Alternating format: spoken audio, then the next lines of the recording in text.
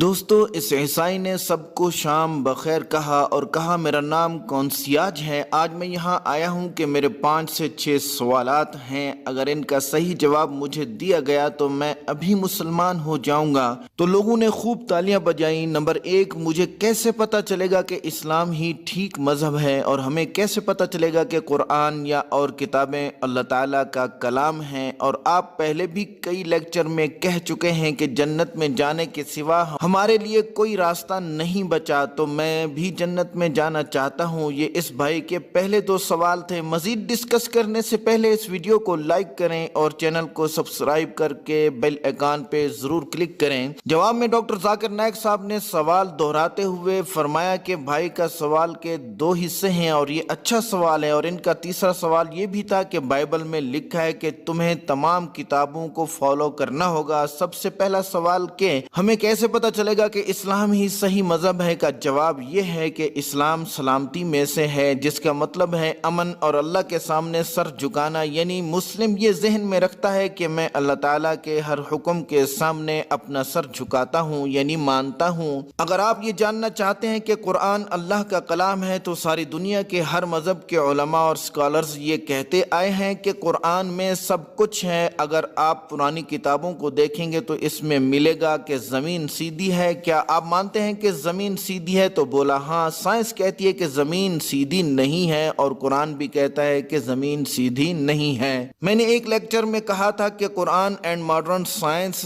کے آپس میں ایک دوسرے سے ملتے ہیں یا نہیں۔ مجھے یہاں اجازت نہیں کہ میں لیکچر دوں۔ آئنسٹائن نے کہا تھا کہ سائنس بغیر مذہب کے ادھورا ہے اور مذہب بغیر سائنس کے۔ یہ نہ سمجھ آنے والی بات ہے، اور غور سے سنیں کہ قرآن سائنس کی کتاب ہے۔ 6000 آیات سائنس کے بارے میں بتاتی ہیں، اور اگر آپ قرآن کا موازنہ سائنس سے کرنا چاہتے ہیں تو حال ہی میں سائنس نے جو چیزیں 50 سال یا 100 سال یا 200 سال پہلے دریافت کی ہیں وہ قرآن نے 1400 سال پہلے بتا دی تھی۔ دنیا کو بنانے کے بارے میں سورہ انبیاء چیپٹر نمبر 21 آیت نمبر 30 میں فرمایا کہ زمین اور آسمان ملے ہوئے تھے، ایک دھماکہ ہوا اور یہ دونوں دور دور چلے گئے۔ یہ 50 سال پہلے بیان ہوئے، جسے سائنس بگ بینگ کہتی ہے، اور قرآن نے اس بارے میں 1400 سال پہلے بتا دیا۔ اور 1575 عیسوی میں دریافت ہوا کہ زمین انڈے کی طرح گول ہے، تو قرآن نے 1400 سال پہلے بتا دیا تھا کہ زمین گول ہے، اور ساتھ ہی یہ بھی بتا دیا تھا کہ زمین سخت نہیں کہ آپ کے پاؤں تھک جائیں، اور اتنی نرم نہیں کہ آپ کا پاؤں اس میں پھنس جائے۔ پرانی کتابیں ہمیں بتاتی ہیں کہ چاند کی روشنی اپنی روشنی ہے، لیکن قرآن کہتا ہے نہیں، یہ تو سورج کی ریفلیکٹڈ لائٹ ہے۔ اسی طرح قرآن بایولوجی کے بارے میں اور